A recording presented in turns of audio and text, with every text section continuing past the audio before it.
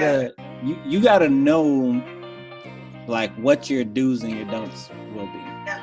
Like, so for example, if you say, hey cuz, hey sis, hey bro, hey mom, hey dad, whoever, if you come to the table, you say, hey, I will help out, I will come and help out. However, my contract, you got to print out and make your own contract off of Google. It needs to say, look, this and this, I want to be paid this amount, I will work this amount of hours, and you guys negotiate, flip it, whatever you got to do to it. Once you guys come to an agreement, then you guys know how to proceed.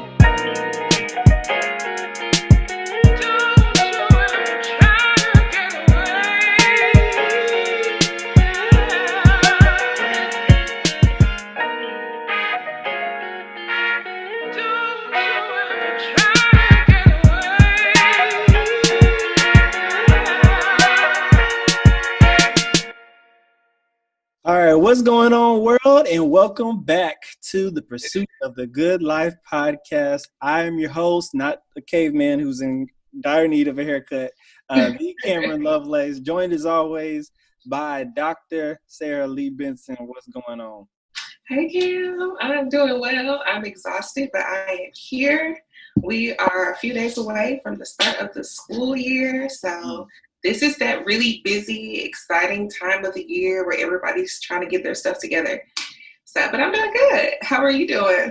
I'm doing well. So I wholeheartedly agree with that because I got a couple clients who are in school, and I said, hey, what's y'all's school schedule so we can work around it and stuff like that. And they said we ain't sitting. Some have said we ain't got nothing. So I'm just like, okay, well, I'll talk to you next week then. Yes. Okay. So, because I don't want to like schedule a session and then the next week you're gonna be in class and we got to reschedule all over again. So I'm just like, okay, we'll figure it out as we go along. Yeah, this virtual thing, it's really it's a new world. Mm-hmm. It kind of reminds me of maybe whenever they first started doing school and how they were just trying to figure out like, okay, we should have 7 periods a day, or maybe we should do block schedule and extend the time. Mm-hmm. And so that was like, okay, we're doing school online. How does this look? Because the reality of it is when we went out for spring break in March, nobody was prepared for virtual learning. No. It was a free-for-all. Right. It was a free-for-all. And now it's like, okay, we got to put some structure to this. And so everybody's really trying to figure it out. Like, that's the one thing I've been telling my success coaches, like, hey, just be flexible, be adaptable, and give your teacher grace these next few weeks. I mean, I say that anyway at the beginning of the school year, because the beginning of the school year is always kind of crazy anyway, but it's like everything's online, so just give them some grace, because we're trying to figure it out. They trying to figure it out. The students trying to figure it out. Their parents trying to figure it out. So it's going to be pretty interesting month starting Monday. I give it till October. It's going to be pretty interesting trying to figure out like, okay, how do we do this? Because, yeah, it's going to be pretty interesting. So. All right. So speaking of virtual, there was a meme that my lovely wife Sparkle brought to my attention that I wanted to get your thoughts on, Sarah. Okay. So this meme said that no matter what is on the menu of Wendy's, nothing they got compares to the Burger King Whopper. And I was like, I don't know if I can 100% agree with that, because off the rip, my go-to, and those of you who are health freak, don't castrate me. My go-to is the Baconator.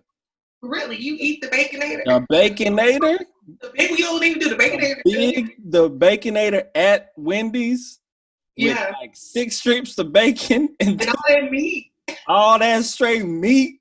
I'm telling you, you want a heart attack on a bun? You get you a Baconator. Yeah. Boy, I tell you, I got to go work out after I have one of them, for sure. But I was sitting there thinking, and then we had a conversation about it. We had to open it up. It's like, hold on, well, Whoppers are good now. I can't dispute it. And Sarah, you looking at me crazy, but I can't dispute it. Burger King Whoppers are good, but we talking about triple cheese, we talking about regular, well, like we talking about levels to this, but like the traditional like staple burger. So burger for burger, my question is burger for burger, is there something that stacks up against the Burger King Whopper that's like the staple of that restaurant chain? So because I was thinking everybody, because I was thinking about it at McDonald's. I was like, off the rip, McDonald's off the board, because the Big Mac is good, but it's not Whopper good. The double quarter pounder is good, but it's not like staple like a Whopper good. Like you can get a double cheese, triple cheese Whopper, get you the right condiments on it, and you a happy person. But you looking at me like, no, see, I think I might be the wrong person to ask this question because I'm not a fan of Burger King. I do not think Burger King is good. Sparkle doesn't like Burger King either. There is nothing on Burger King's menu that does it for me. They French fries, maybe if they're hot, I can rock with it. And it's so crazy because Ken eats Burger King. Like he'll get like their breakfast stuff. Yes, but I'm not like the Whopper is just weird. It's just like a weird tasting thing to me. I don't like the Whopper. I do like if I had to choose between Burger King and Wendy's, I'm going for Wendy's. I mean, for real, like the chicken nuggets alone. I mean, no, I'm with you on the chicken nuggets, but the chicken nuggets alone. Chicken nuggets, yeah. You know, but even like Wendy's salads are good. I think I prefer like if I'm gonna get like a fast food burger. I'm gonna go to Steak and Shake. Really? Yeah, I'm gonna Steak and Shake. I like Steak and Shake burgers over everybody because I feel like they're literally like cooking it right then, so it's hot, it's good. You know, McDonald's, no, like I think they like microwave it or something. They put it in the microwave, and so like if I'm gonna get like a fast food burger, I'm gonna go to Steak and Shake to get a burger. Burger King would literally like nothing else would have to be open. And I'm just like starving. And you know the funniest thing, it's so funny that you said that.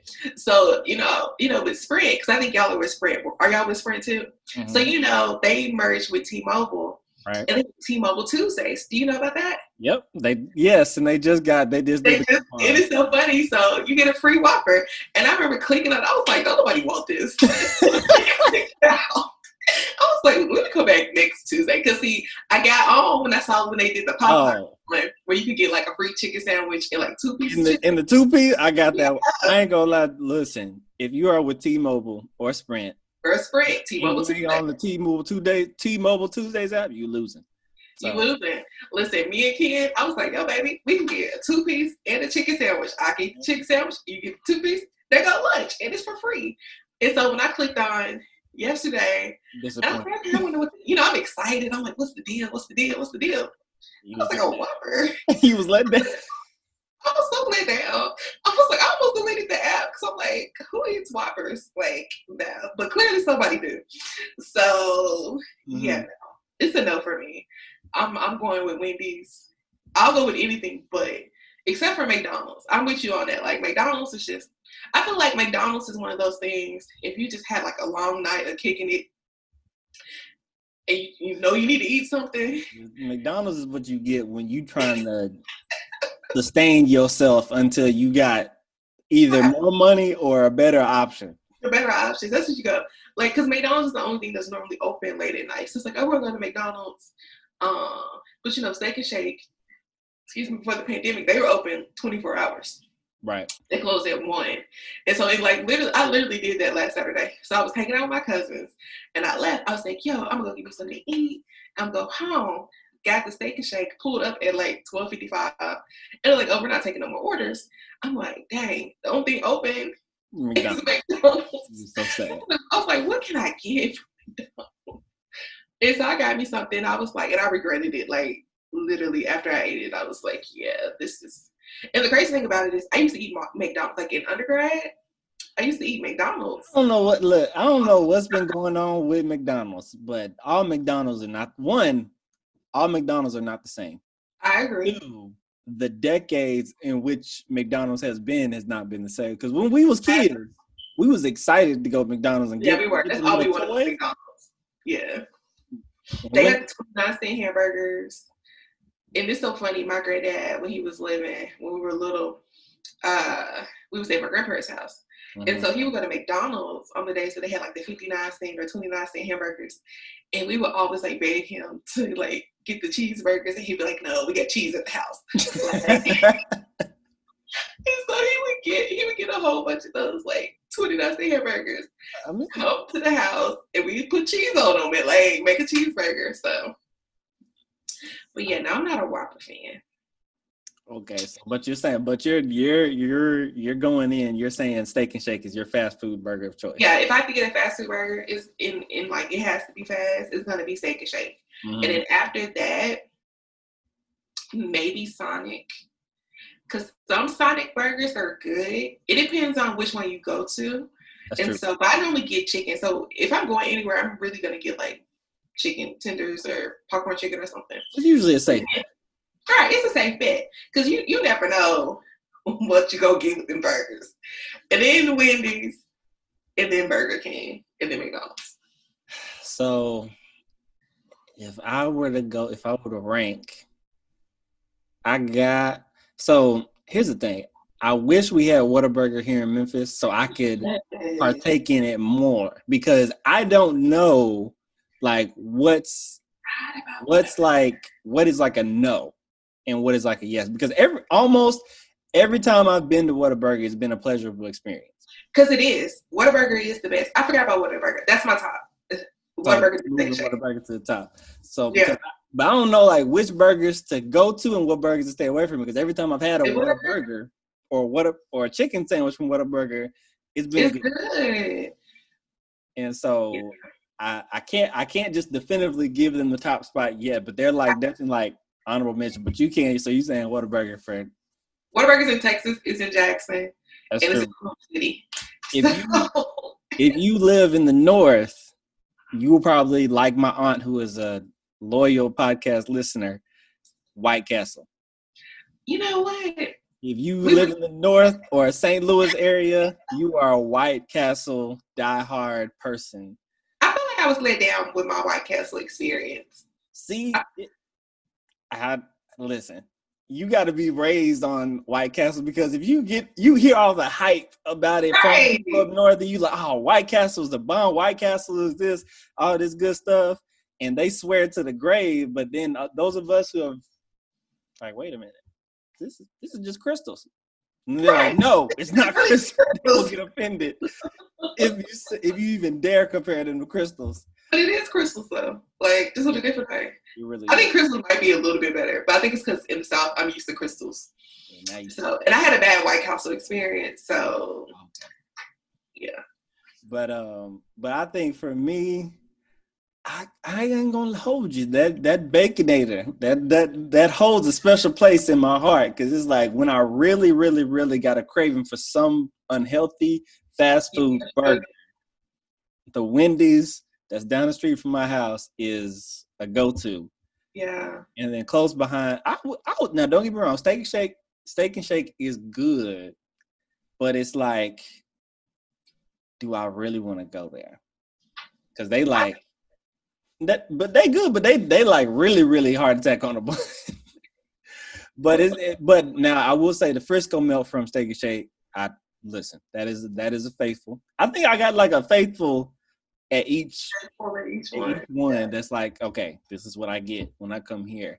I ain't got that for Whataburger. If Whataburger comes to Memphis, or if I got an opportunity to invest in and bring a Whataburger to Memphis, let me know.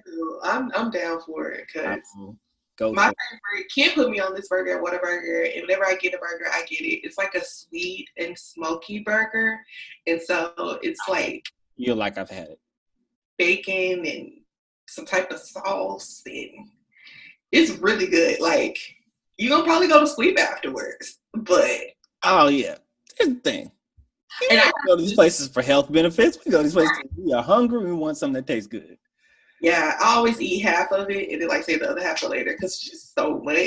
Mm-hmm. And I'm like, I cannot like legitimately sit here and eat this whole burger because you full once you get halfway through. Because Whataburger burgers are like, oh, they're made with love, right? And you just can't be. Now I will say there is one thing I tried at Whataburger that was I'll probably never try again. I was curious. Mm-hmm. It was the Dr. Pepper milkshake. Yeah. Yeah, I'll let you have that one. Yeah, Kim was like, what? Yeah, it's about just disappointment. But I gotta say that I need to go get a Whopper. So I need to go cash in that coupon and I'll get back to you. But I'm like, the Whopper was a solid burger. Like especially compared to McDonald's. Yeah, I give you that compared to McDonald's. But I don't know, it just always tastes weird to me. Like it doesn't matter which Burger King I've gone to, the Whopper always tastes weird. Mm-hmm. Like I don't know why, but it's like we don't. You don't like the consistency of it. You said what? You don't like the consistency of it. Yeah, it just don't taste good. But no offense to people that like I said, Ken likes Burger King. Mm-hmm. He'll go to breakfast. He'll eat a Whopper. When we were driving back from our granddad's funeral, we actually stopped at a Burger King. Mm-hmm. And I was just like, you couldn't pick nowhere else. Cause he didn't want Raising Cane's. I got you. I will throw in this though. When it's a good Sonic, the burgers are good. Yeah, that's what I'm saying. Like Sonic, like it depends on which one you go to. You can get a good burger from Sonic. Right. Like they have some Burger Tuesdays. I think is it Tuesdays or Wednesdays? I forget what day of the week it is, but they got. Yeah, we get like 5 burgers. Right. 5. A whole bunch of burgers for the low. I can give it that. And then my other favorite place, but it's not like a mainstream place, is Dixie Queen. So. Mm-hmm. Yeah. Well, for those of y'all who are burger enthusiasts, I encourage you to watch this episode on YouTube and comment on the video. Leave your burger comments. Which one y'all like to eat and why? But today we wanted to get back, wanted to pick up on the topic that I wanted to get into last week, but we had such a great conversation about premarital counseling and why you should do it. If you are serious about getting married, go back and watch the episode if you have not. But I really wanted to get into the topic today, and it stems from a conversation that I had the week before last, but then another conversation happens that kind of overlapped with it, and I thought it was just very crucial to just talk about it with today. So I had a couple clients who are having some family issues when it comes to life and, let's say, business. So client A is working for his dad. His dad owns a business, wants to bring him into the fold. He's older, an older millennial age adult. So he's like, okay, let me learn the business, And the dad, we won't say the most professional businessman. The dad grew up rough background from the streets, runs a successful business, mind you. It's a very successful business. But in terms of the way that he talked to his son, the way that he treats his son, always blaming him when stuff goes wrong. And on top of that, you ain't paying my man enough to cover his essential bills. Because he's a grown man. He's got his own bills, got his own car note, stuff like that. And so he's not, obviously because of Corona, he was furloughed. So he was working for him. So he's like, hey, I'll come work, but I just need my bills taken care of. And my man wasn't even doing that. So, but he recognized that if I do leave, this is going to soil the relationship between me and my father. Because for whatever issues they, background, stuff like that, he wasn't raised in the same house as his dad. This is, that kind of situation. So it was tough for my man to say that this is not a good situation for me to be in. Like, mentally, physically, and emotionally, it's literally like draining on me. And I'm seeing his countenance literally be in a dark place, right? And then enter client B, who had a completely different situation where their older sister was having some issues, had to come back into the home, and that has kind of interfered with the whole dynamic between everybody that's in the house. And let's just say that the result of this has been her entire savings that was 3 months worth of cushion has gone from here to zero. She had to relocate to make the situation good for, her older sister. And it's just a rough situation. So here we are, we got two completely different situations, but both reflect on how our families can kind of just throw a complete wrench in our whole situation and what we got going on and what we're trying to build. So for those of us who are trying to create our versions of the good life, and we want to bring our families along for the ride or let our families be a part of it, and then we find out that because our families are a part of it, it's that much harder, or it's just not a good situation for us. So that's why I really want to dive in and really digest today and kind of break it down piece by piece about kind of what that looks like to kind of either make it work or to know when to walk away. Yeah. Isn't there a saying, while you're talking, made me think about it, isn't there a saying that says, like, don't do business with, like, your family or go into business with, like, your family or friends? Just because, like, yep. I think that oftentimes we'll let our personal bleed into the business. Mm-hmm. And so with the young man that you were talking about, it kind of made me think, like, is the father, like, taking things out, like taking personal things out in the business? So, like, maybe he didn't do something at the house or did something, and instead of, like, addressing that at home, he's, like, punishing him in the workplace. You know what I mean? Listen, it's like, well, number one, yes, he is completely like, this is all personal. Like, right. Like whenever something goes awry, he takes it as like a personal attack. Or it's business. It's instead of just leaving it business for what it is. Mm-hmm. And but this is kind of a dynamic where the father did not raise the son. The son was living with his mom, and then when he became an adult, sought his father out, and they've been kind of trying to rebuild the relationship, but it's been up and down a little bit.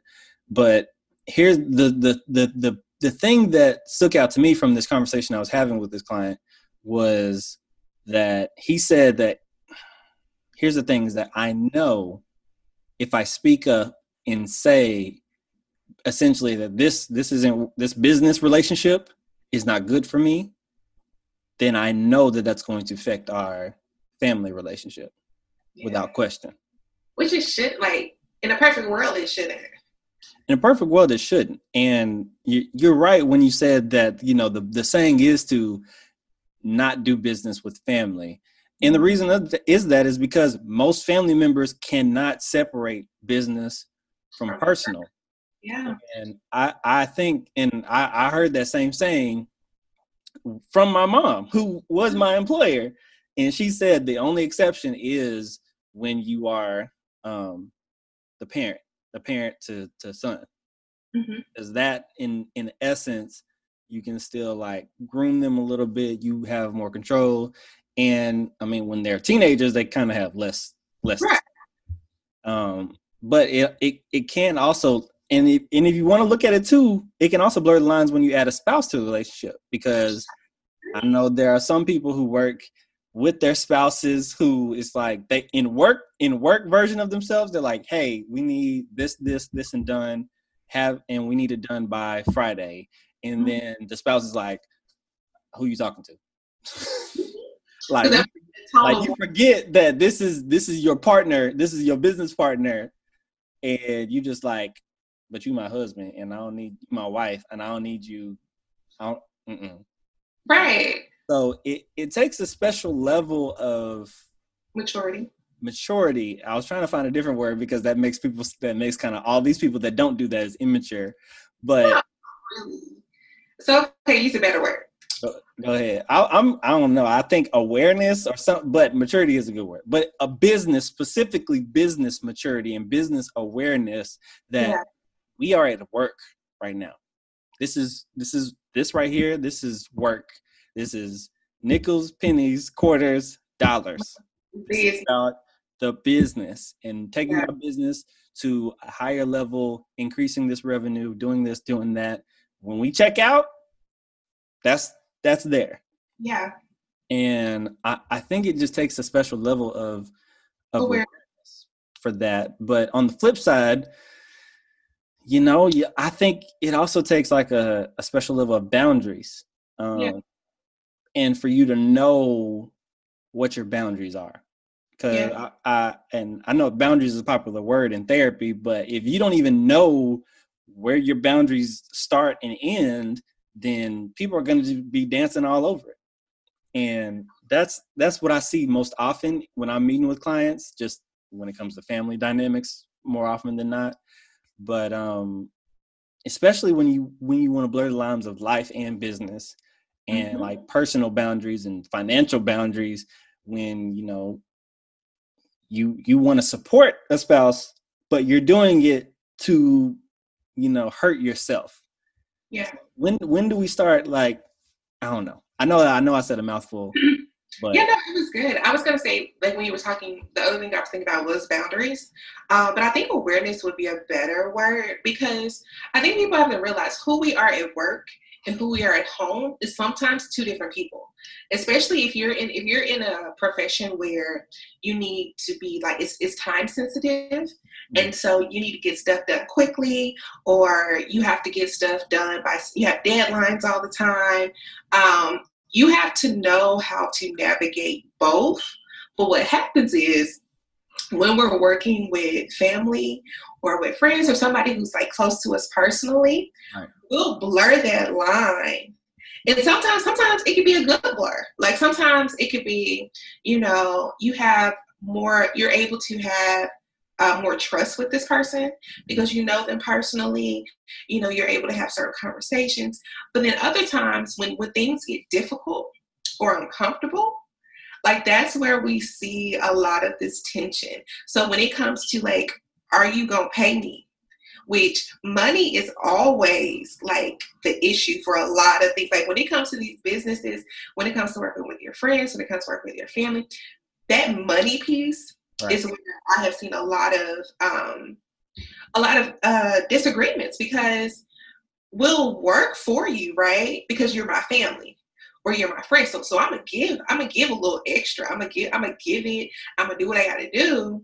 But then because I'm your friend or because I'm your family, you think, well, I ain't gotta pay them like that, right? Like I can cut. No, sir. I ain't gotta, you know what I mean? But we'll, and that's where the tension happens, because it's like, I'm going over and beyond, so you should compensate me. But you think because I'm your family, you don't have to compensate me in that way because we're family. But the reality of it is, especially in the pandemic, like these are our livelihoods. Like you still, like, even though we're family, you still need to pay that person.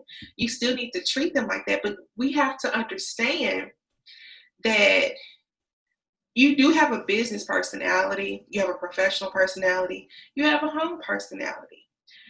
Understanding that piece, I think on both ends would help having these difficult conversations. So knowing that, hey, I need to talk to you about paying me this money, but know that I still love you. We can still go eat afterwards, but we need to have this conversation about these bills being paid. Like, and maybe for your client, maybe if that's how he approaches the subject, saying, hey, Dad, I love you. I'm glad we're building this bond. I still want to continue to build this bond. I still want us to be father-son. Also, I need you to pay me Right. But put the also, don't put no but. Put also. Mm-hmm. Also, I need you to pay me. I need you to do this because I still have to live at the end of the day. You know what I mean? And so I think there, like you said, there's a certain level of awareness we need to have with each other and just how business works. Because trust and believe, you wouldn't do this with a stranger. Absolutely not. You wouldn't do this with a stranger. So because I'm your family, I feel like you should treat me with extra care. You should treat me like the same way you're gonna treat them. Like, but don't think because I'm family. That's like when people start a business and they think because they're family or friends they get the discount. Mm-hmm. No, you need to pay. Like if your friends have a business, if they have something, you should be the first person paying full price because this is what they do, right? But you definitely have to have boundaries. That's why I'm like, if you do that, if you decide to work with family or friends, cool. But I just feel like there's just certain boundaries that you need to have. And for me, my boundary is I keep my work at my work and I keep the rest of my life other places. Right. Because I know me, I know work mode. Like I don't have time for no dilly-daddling. Right. No. And I noticed the same with Ken. Like he's the same way. Like work mode, Ken, he ain't got no time for that. Like I need you to get this done. I need you to get it done now. Like I don't need time for you. But regular Ken be chilling. Right, he's real chill, right? Like I don't need you calling me talking about what such, and I'm gonna be like, but you're supposed to be here on time. Mm-hmm. You know, but we'll take on both ends. We'll take little things on both ends. You know, we'll think, well, I could be a little bit late, or I could be, you know, I can do this and do that. But it's like you need to keep it professional. Like if you're in business, keep it business, and remind them that it's business. Because sometimes we'll blur it and we'll take it as a personal dig at us if something doesn't go our way or something doesn't happen. But it's really business, and this person is like this person's livelihood. Right. You know, so but you definitely have to have boundaries there. You definitely, and I agree. You need to know what your boundaries are in order to set them in place. Mm-hmm. And so, because if you don't do that, your family's gonna be like, you just gonna work 40 hours and get paid for 10 of them. Like what? No. You work 40 hours, you don't get paid for 10 of them, and now you upset because you did work 40 hours this week and you only getting paid for 10. Right. So yeah, I'm with you. Man, it's just layers to it, and you gotta, if you are, I won't say the abused, but the ones who's working with the person that owns the business or whatever the case may be, you gotta you gotta know like what your do's and your don'ts will be. Yeah. Like, so for example, if you say, hey, cuz, hey sis, hey bro, hey mom, hey dad, whoever, if you come to the table, you say, hey, I will help out, I will come and help out. However, my contract, you got to print out and make your own contract off of Google. It needs to say, look, this, and this. I want to be paid this amount. I will work this amount of hours. And you guys negotiate, flip it, whatever you got to do to it. Once you guys come to an agreement, then you guys know how to proceed. Yeah. And the thing about it is, a part of our conversation, I did say, well, here's the thing, and I've told Sarah this before with a whole completely different related topic. If it's not in writing, it didn't happen. Yeah. You guys can have all the conversation about, oh, this company is about to be yours. One day I'm building this up so you can learn the business in this way, blah, blah, blah. Yeah, that amount is fine. I'll pay you this, do that. But if it's not in a form of writing where everybody comes to an agreement, then it did not happen. You don't have a leg to stand on. Yep. You have nothing to fall back on. You have nothing to fall back on in terms of, bro, this is what you said. This is what we agreed upon. What agreement? Yep. What? I don't remember that. I ain't gotta pay you that. Da, da, da, da. And so you guys got to have clear expectations of what it is that you expect to gain from this endeavor, especially when going into business. But but I do want to flip it on terms of when we're helping out a family member in a time of need. When life hits the fan and this family member has fallen on hard times, maybe they need to come stay with you. Maybe they need some money. Maybe they need your time. Maybe they need your resources. Maybe they're coming out like with the hand out, looking for help. And as family, especially if these are close family, then you want to help them. Obviously, you want to be there for them. You want them to do well for themselves. But what about when that family member is not really in a place to help themselves? And to me, that's like the hardest place for us as the supportive family members to be in, when they are not in a place to support them, to support themselves and help themselves. It's like, do I keep sending you hundreds of dollars? Do I keep staying up on the phone with you? Do I keep bailing you out of jail? Do I keep this? Do I keep you in my house, not paying nothing, eating up all the food, taking money out of my kids' mouth? Do I, like, you know what I'm saying? Yeah, I get what you're saying. And so, like, where, I think the same thing has to apply in terms of, like, there has to be a hard cap. Yep, that's what I was gonna say. What you will and will not tolerate. And you steal money out the safe. You sell my wife's wedding ring without me looking. You, like, there got to be a hard cap. Mm-hmm. I agree. It reached to that point, but I will say this: you are emotionally invested in these people, so you don't want to kick them out.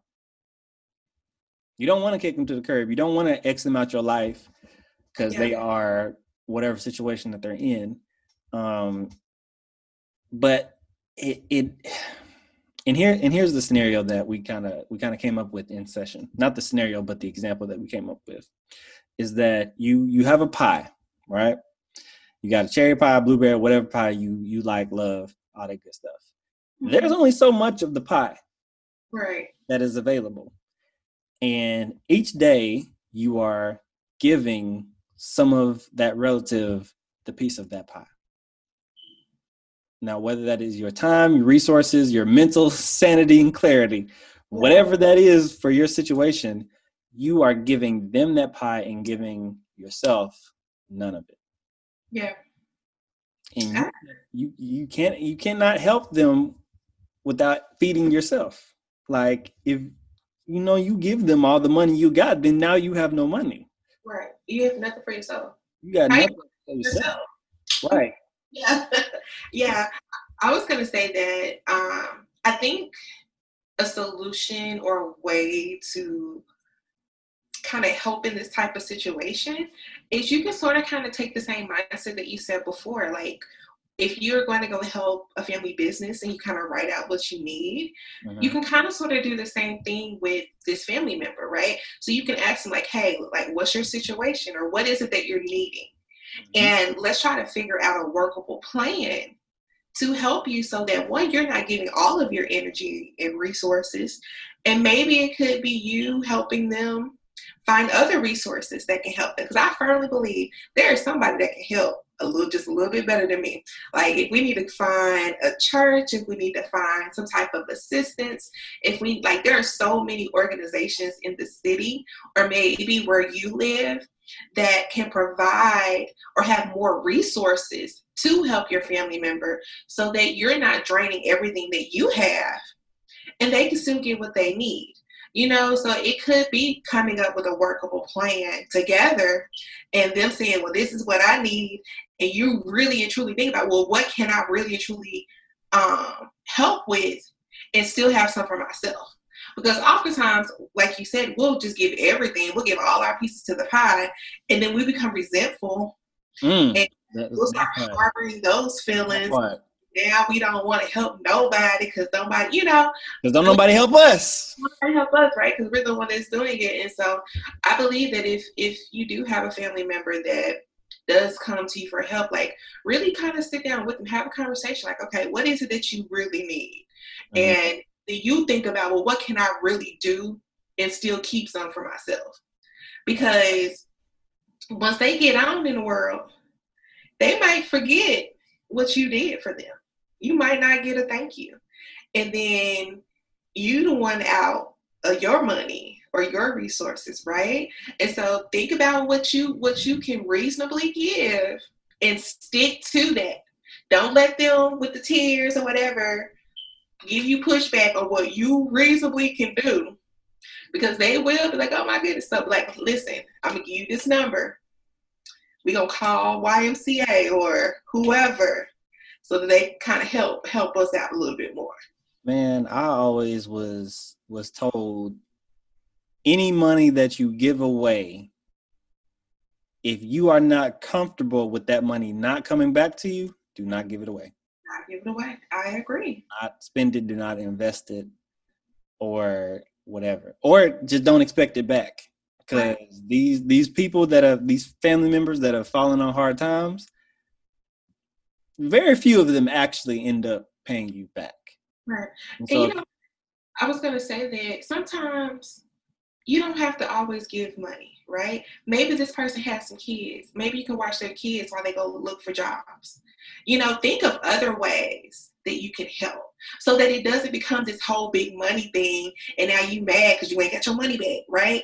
So right. think about, well, maybe I'll babysit your kids while you go look for a job. Or maybe I'll go look for jobs or create something for you.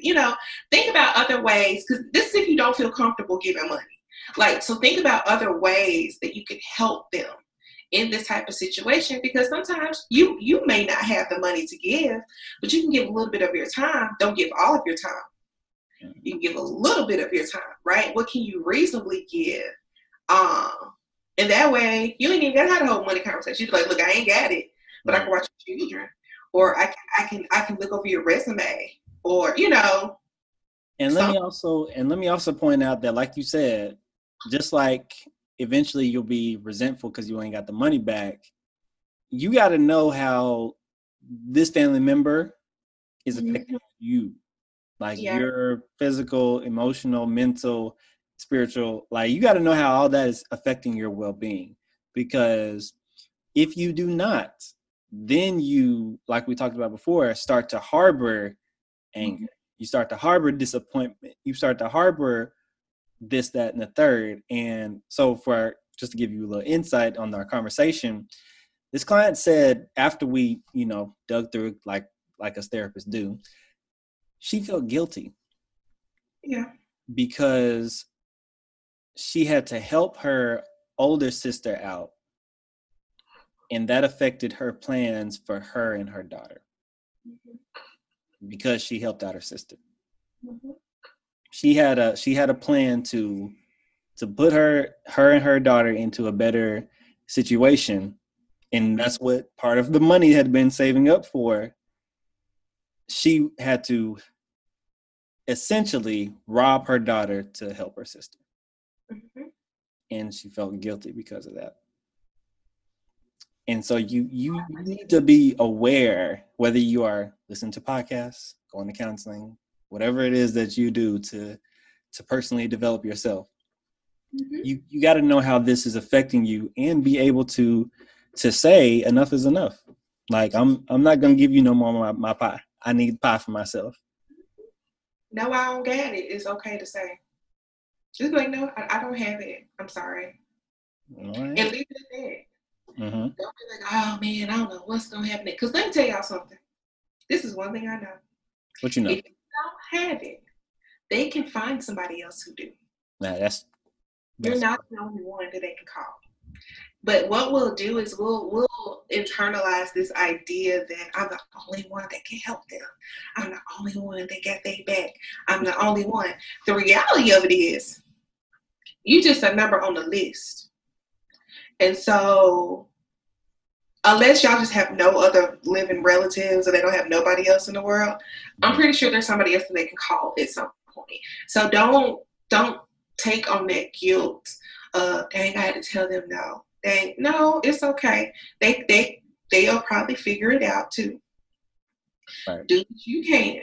And let me also jump in there and say, you also gotta recognize like what exactly is going to be helpful for this person. And I mean this in this way, is that you can help your cousin Ray Ray, Shanae, whatever person. I know I'm speaking my blackness right now, but you can help them by giving them $100, $200, whatever amount of money they need, or you can provide them with an opportunity to make that money for themselves.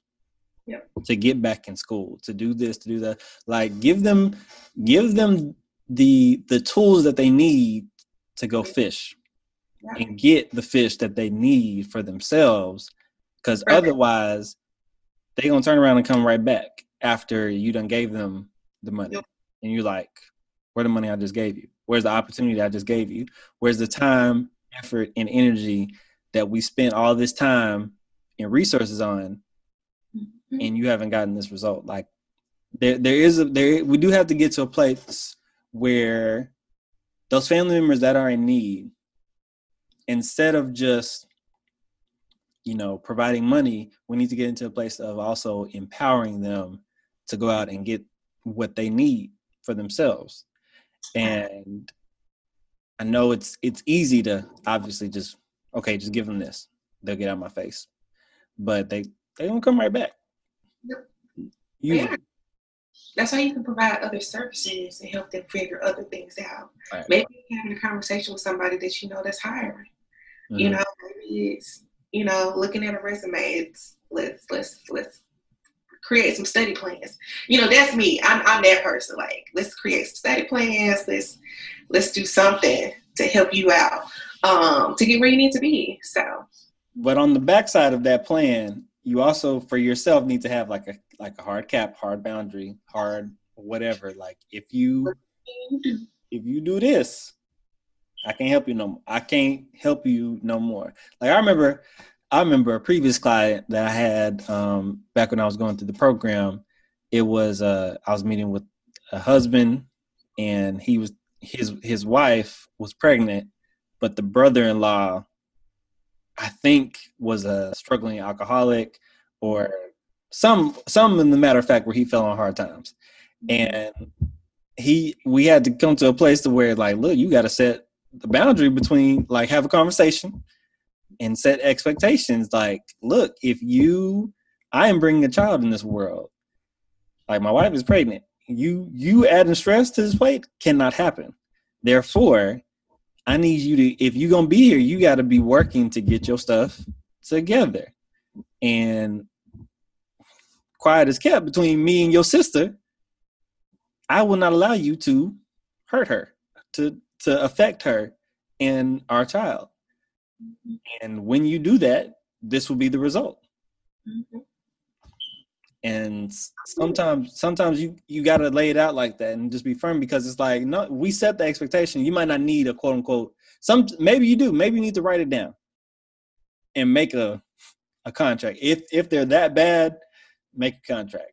But 9 times out of 10, if you come to them woman to woman, face man to man, there will be a firm understanding of what the expectation and agreement will be. But I do want to acknowledge that those conversations can be difficult. So I agree. You said some good stuff, Cam. I mean, I've been doing this for a little minute now. But man, but yeah, man, life and business with family can be very challenging. Yeah, it's doable, but you just got to figure out what works for you all. Right. It's gonna keep everybody sane. Right, because if it's affecting, if the money is good, but your relationship is poo as soon as you leave work, then is it really worth it? Right. Or if you're helping out the person, but now you're in a place where you need to be committed to Lakeside, then is it really worth it? Right. So it's and Lakeside is a behavioral health hospital in Memphis, by the way, for those of y'all who don't know. But yeah, you really got to just take stock of what really is the best situation for all of you. Yeah. Yep. And that's why you need a good community around you to push you to the next level and really tell you, hey, this ain't a good situation for you, bruh. And that's why I got to invite all of our listeners to join the Good Life community. Well, just join us for weekly accountability calls, and a community of people who will help you just figure out what's your version of the good life and hopefully how to get there. Can you imagine what it would be like if, Sarah, if you had somebody in your community when you were in the young early 20s and say, you sure you want to go with that nappy head little boy who you sure you want that? I would not have made some of the decisions I've made in my early. That's all I'm saying. So I know I would have made some different decisions if I'd had some guys telling me what, or suggestions on what to do and what not to do, and if I actually listened. But join the Good Life community. We have weekly accountability calls, a Facebook group, and we just here to help you get your version of the good life. Oh, and we have our own e-courses too. So go check those out. Trying to equip, empower you to go get that version of the good life without fail. But yeah, man, we got a little heavy today, Sarah. Yeah, it's a little heavy, but it's okay. I do have one announcement. We are starting back our online ACT University. Kickoff day is September 5th.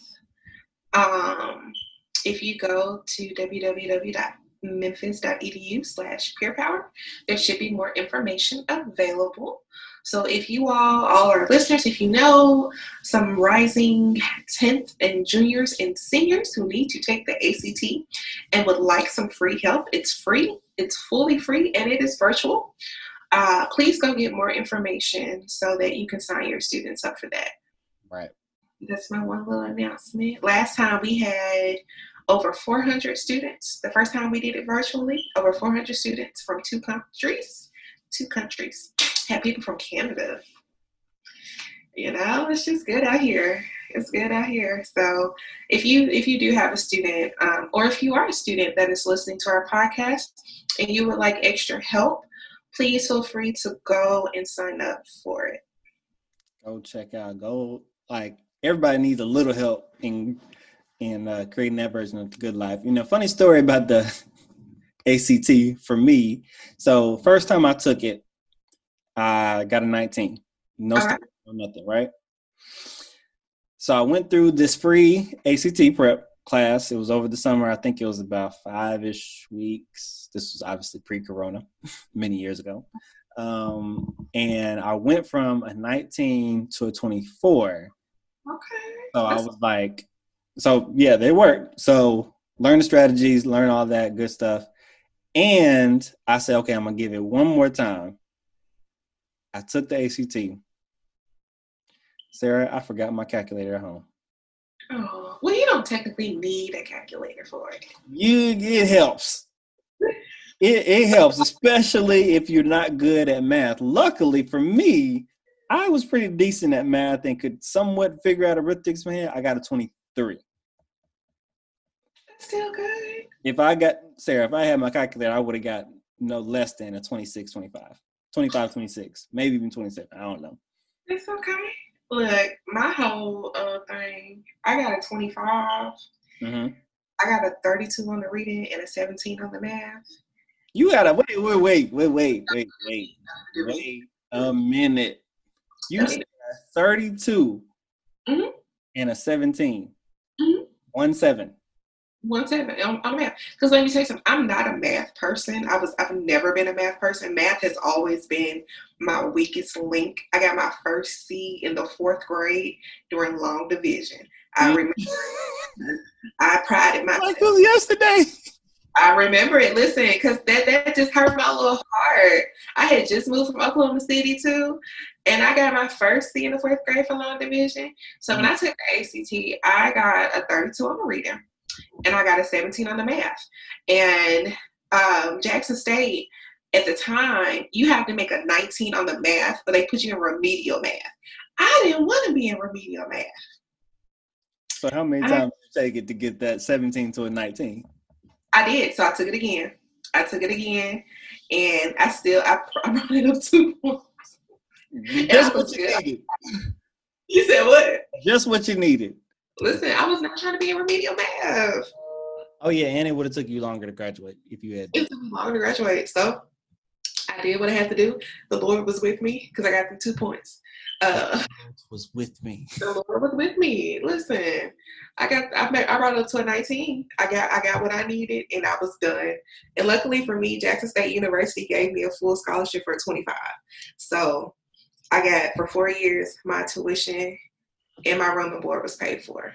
And then I qualified for the Pell Grant. And so my books were paid for and I got a little refund. So, but listen, so I'm saying all this to say to our people out there, it is okay if you need to take it again to get what go get all the free resources. If you listen to this podcast, help somebody out.